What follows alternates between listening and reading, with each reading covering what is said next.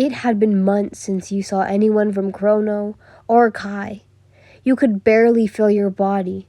After you had returned to this hellish place, he made sure you couldn't go anywhere. May that be breaking something, like your legs. Your neck had burn marks and nail marks from the shocks you had gotten there, and from holding your neck. You felt so gone. And when you asked of Yona, he didn't even say a word most of the time. But when he did, he would only reply with, "Don't talk," then nothing else. You felt like a butterfly, caught forever in a spider's web just for its pretty wings to turn to dust. Chrono had opened the door to the room looking at you. You could just feel his eyes on you as you looked out the window from the bed. He walked into the room Kai was in and started talking to him about something. The only thing coming to your ear was, "That girl." You turned to the room and tried to hear what they were discussing. "Overhaul. She should be fully regenerated soon." You heard Chrono say, "Good. I'll make sure the rest of her time here is worse than hell itself." You froze. The pain you were causing for Yona was all your fault. You felt so bad for the only person you could call a friend in this place. You felt the tears coming in your eyes, feeling them slowly fall down your cheeks. You could hear the footsteps of Chrono leaving, but before he opened the door, you spoke. "Could you get me that book?" You pointed at the bookshelf. On a book on the shelf. The one with the golden cover. He nodded, going to the bookshelf and taking the glittering book, walking to you with a book in hand, and placed it on the futon. "Here," he nodded. With that, he went for the door again, hearing it shut once you opened the book to where you had left off. "Did you enjoy breakfast?" You heard Kai's voice. You had begun to hate it more than you thought you would. The way his voice darkened when you did something he didn't like, not letting you speak to really anyone but him. "You know, I could have gotten the book for you." He spoke as he came close to the futon. I thought you were busy." You spoke. You could hear what you sounded like. It was rough, like you needed a drink. "Well, I was till Chrono came in." He spoke, going to the door. "I have business to take care of." You closed the book. "Is it about Yona?" You asked, as the book was on your lap. "Yes, why?" he asked. You wanted to see Yona again, but you knew what you had to do. It was going to be hard. "Please, don't hurt her. Whatever you do, I don't want her to be in pain because of me." You teared, just imagining in your mind what made you feel.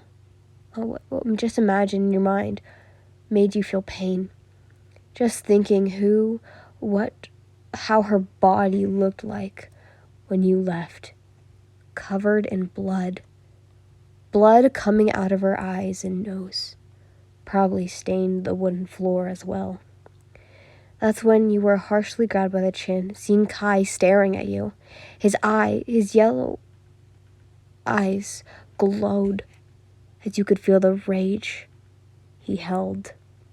"What makes you think you could offer anything I don't?" he asked, his nails digging into your skin. "Please, anything but hurting her. May it be using me as her. Or me kissing the ground you walk on. Just please forgive her." You cried. But what caught you off guard was his hand leaving your face. Then, so be it. And with that, he left the room. You were so confused as to what your punishment was going to be in her spot. it could be worse than what happened when you got here again. You then looked back at the window. It had been autumn. The trees had been starting to turn orange and red. It reminded you of the wedding that just happened a few weeks ago. That was when the door opened, and Kai throwing in Yona. Do you wish to be her lady-in-waiting? His tone was stern, eyes narrowed. Yona's left eye was burnt, like a fire had been placed there. She looked up at you with teary eyes. Please tell me it's not true, she yelled, tears running down her face. What do you mean by that? Don't avoid the question. His foot was placed on her back, making her forehead to the floor. Yes, she cried out. His foot then came off, huffing as he walked to you once again. You will obey anything I say. May it be slitting your arms, you will do it. He then left the room once again, Yona still crying. Yona, please, raise your head. You sadly spoke as she did and slowly walked to the bed, but not too close enough to touch it. Why did you agree to do it? She asked as she went to hold your hand, but then brought it to her chest. Why did you agree to take my place? You're so stupid. Your hand then touched her cheek and wiped away her tears and giggled. I may be stupid, but I can't let me live knowing you would be in so much pain. You smiled. So you betted your life for me? She asked as she finally let herself relax in your hand. I don't know what I will have to pay with, but as long as I have you by my side. You smiled, and she smiled as well. I'll do anything for you, my lady. She giggled like she always did. Well, I'm going to get back to reading. You held your book, and I'm guessing you want me to clean with that? She said, smiling. She then went to do the same thing you always did. The two of you talked as she did. Wait, what are you even educated in? She asked as she swept the floor. Well, I guess many things. A housewife should, you sighed. I know how to read, write poems, I guess. Sing, dance, cook, clean, taking care of kids, sewing. Many other things like science, history, I said history. That's really it, I guess. You shrugged. You then looked at her. Her eyes had begun staring at you. You know how to read? She asked. Yes, I don't see why it is weird. You tilted your head. Well, I see I only know how to cook and clean. That's really it. She sighed. Yona, could you go get my meal? You asked, and she nodded, taking the broom with her. You sighed with a smile across your face. It was good to have her again. And oh, so you would do some things for her. But then Kai opened the door. Is she getting your meal? He asked, coming closer to you. Yes? You nodded, the once smile turning into a frown. You know what I have made my chosen for your new life, he spoke. You know, I have many things I want from you, and that being a child. His eyes glowed in the darkening room, his tone serious. The once man who hated you so badly now wanted you to bear his kin? But I'm 16, you spoke. So many humans in your world had them when they were no older than 12.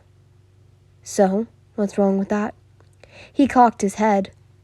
That was when a knock occurred on the door. May I come in? You heard Jonas ask. Yes, you may. Overhaul sighed, walking just away from the futon. Yona opened the door with 2 trays of food, walking in and placing one on a table next to the bed. "Take a bite." You heard Kai speak. Yona bowed. "What do you mean, sir? I could never touch yours food." You could see her tremble. "Will you do it for me?" you asked, tilting your head and smiling at her. She looked confused before nodding. You took your plate and chopsticks, taking a piece of rice. She took the rice, which had a golden color, her eyes seeming to brighten up. She held her cheeks. She then realized what she had done in front of you and Kai Chizaki. "Excuse me." She then bowed, running out of the room, bowing, then closing the door. Kai had done the same thing as always. Yes, you may be his little toy, but the fact you were not human. He could do anything he wanted. As soon as you were done, he took his tray and left for his office. You sighed. You knew you would have to do this no matter what. Or Yona would.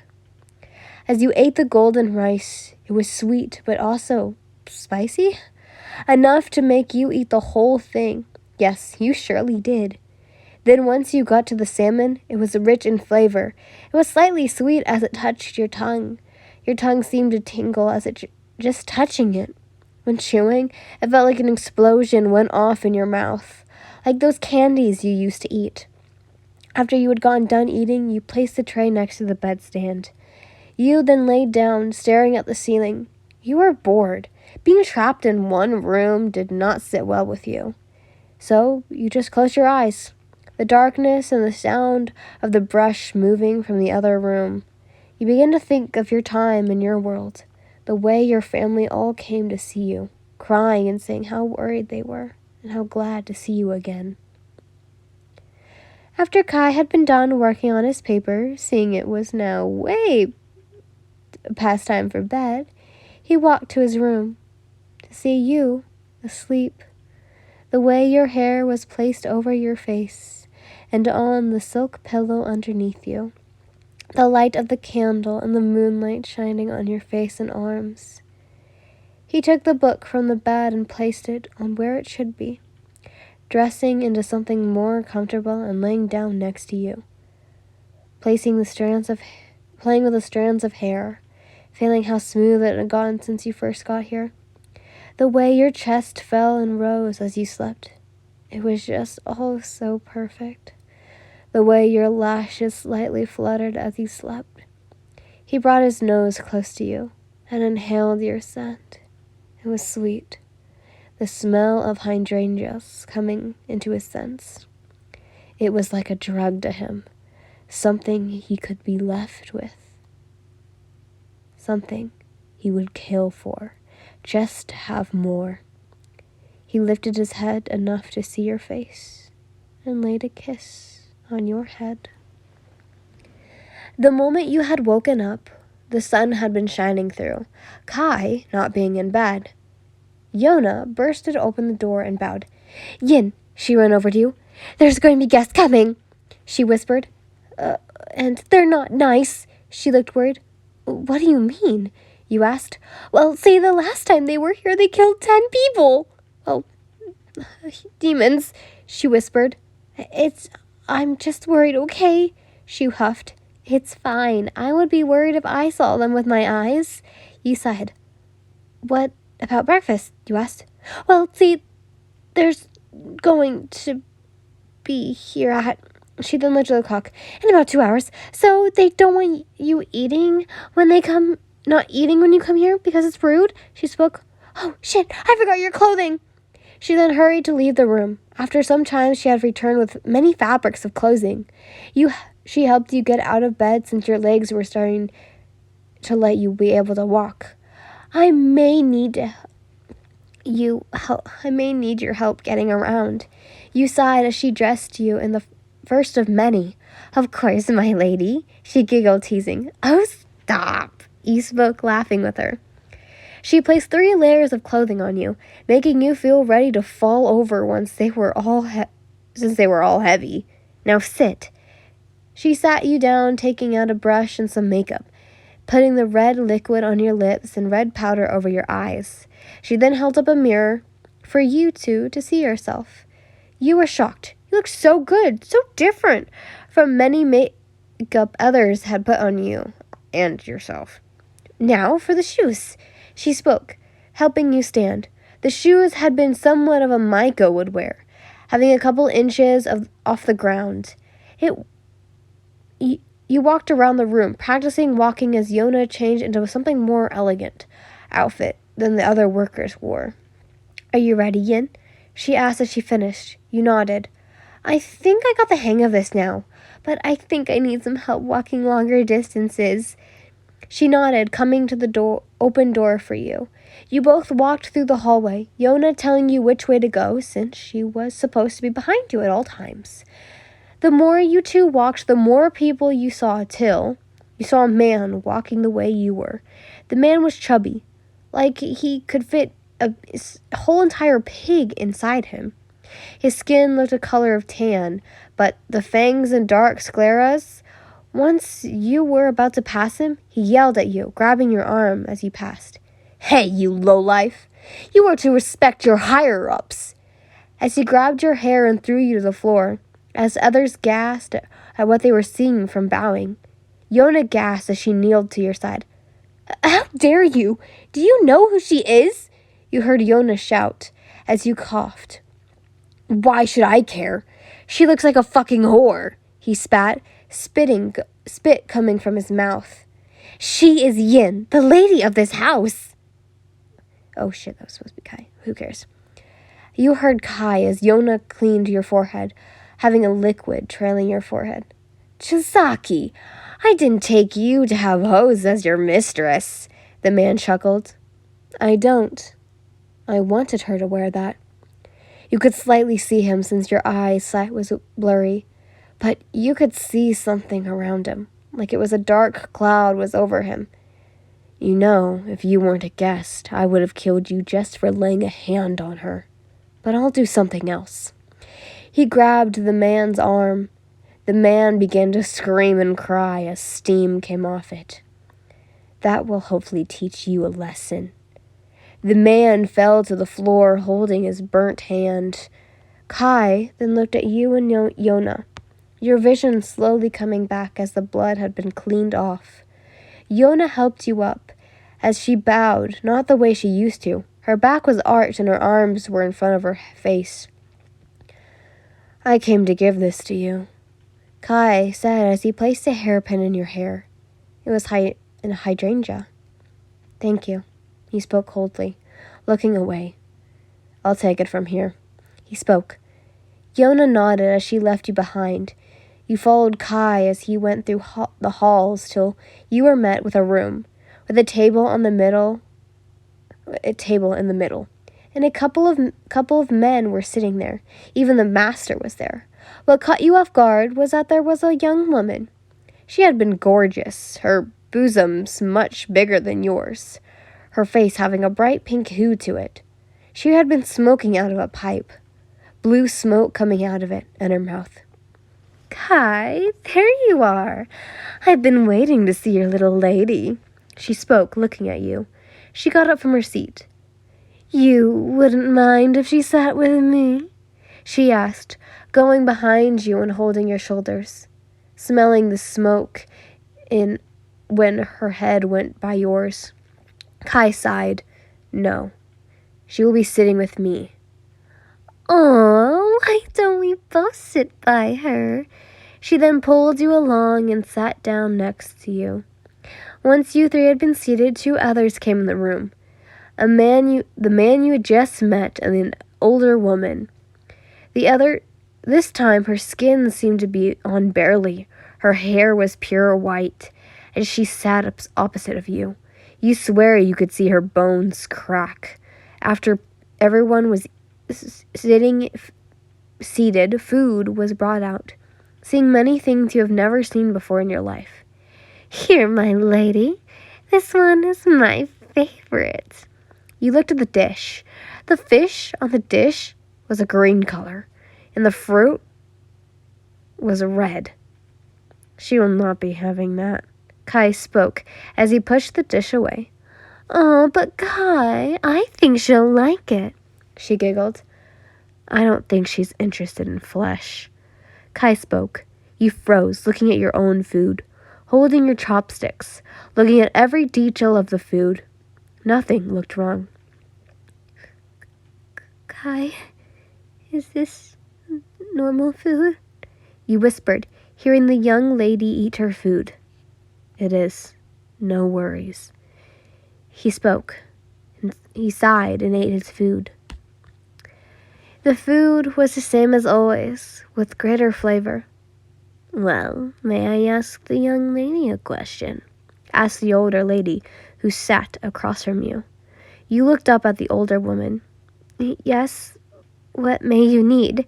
You asked, knowing how older people usually liked their politeness. Do you perhaps like sweets? She asked. I guess my mother never gave me candy, only when for rewards. She smiled. Do you perhaps want one? I would gladly have one, but I feel as if I'm taking advantage. You then saw the wicked smile on the old woman. Such a smart girl, knowing her place in life, and who not to trust, and who. The woman spoke, sipping her tea. Yaba, I would ask you to please be nice in my house, said the master. She sighed and went back to eating. You felt like you didn't belong. Everyone had been either trying to feed you things or just straight up insult you. You took a big sigh. I'm sorry, but I will be leaving. If you think of trying to bully me to obey your ideas, then I want none of it. You frowned, getting up and walking out of the door and leaving the room. Walking away from the room, you tried finding your way back to the room. You found yourself outside, a beautiful garden, and a couple of people working with the flowers. You took your shoes off and walked to the flowers, smelling the hydrangeas. Kai or the master must have loved them dearly. Meanwhile, everyone looked at where you had just exited, except for Kai. Then looked at him. Lady Yan does have quite the temper, does she? The younger lady giggled. She may have a temper, but she's not stupid. She knows more than I do. But I do not like that. Kai put his tea down and stood up. If you please, I will excuse myself. He spoke, leaving the room. He then went to his room to see you were not there, then asking around, some saying they saw you in the garden. You lay down, feeling warm, breathing heavily, as you felt like sleeping. That was when you heard Yona coming from somewhere. Yona, you spoke? I'm not going to say it, but it's gibberish. You saw her mouth move, but you didn't know what she was saying. Then feeling someone picking you up and yelling at people. You were placed on something soft and cool. You had been hyperventilating as you became more heated, having something placed in your head. Sir, I don't know what happened. I found her in the garden breathing rapidly, Yona said as she took care of your heating temperature. It looks to be poison, Yona spoke, opening the window. Poison? Kai looked at your body as you tried to breathe. Yona, I'll be back, he spoke as she watched him leave. She looked at you, worried for your health. Yona had continued to take care of you, feeding you with a spoon and making sure she made your food personally. Having someone feed you something a sick person would have never gotten you to good health. Once your breathing came to a clearer state, she was very happy to see you once in good health, even crying once you opened your eyes again. She had cried on you as you patted her head. Please, Ian, don't ever scare me like that again, she cried. Yona, thank you. You smiled as she cried. Once Kai had entered the room, He had told Yona to, "You may return to your room." Before she then left, she said, "Even if she didn't eat anything poisonous, you can still get poisoned with smell." She spoke, then leaving the room. With Kai sitting on the futon next to you. "The person has been dealt with." Kai looked at you. "Well, get well. Don't stress yourself." He got up and left. So he did have a heart. You smiled, but then realized, who were you thinking? A man who killed many and kidnapped you just to have you? You wondered how long you had been out for. Seeing out the window, it looked to be around the evening. You then laid back down, still wondering why you had been bedridden again after just being free to walk again. But Kai entered with what looked to be your food. It was a spoon, looking like the same thing you had ate when coming back. Kai sat and looked at your face. You looked unpleasant to see that meal again. You're going to eat it. It may not taste good, but it is to make sure you heal properly. You sat up and took the bowl, grumbling something when taking a bite. It was indeed the same thing you had. Just trying to eat it was the worst part. The texture had grown to get used to, was now gone and replaced with a grim meal.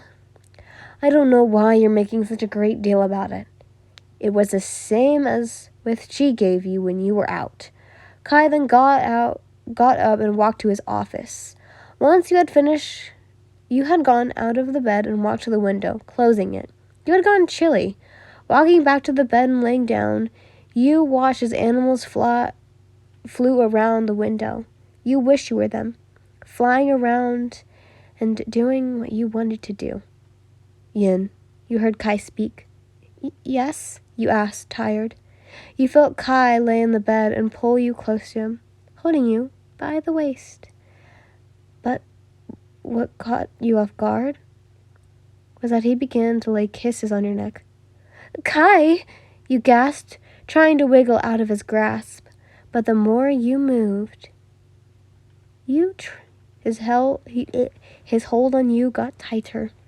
It got to the point where he moved his hand somewhere else.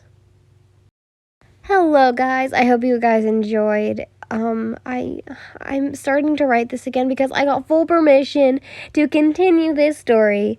So, yippee! But anyways, I hope you guys enjoyed this. Sorry if I do suck. I'm not tired. I'm just having allergies, so I'm sorry about that. But anyways, I hope you guys enjoyed. Love you all so much. Bye! Mwah!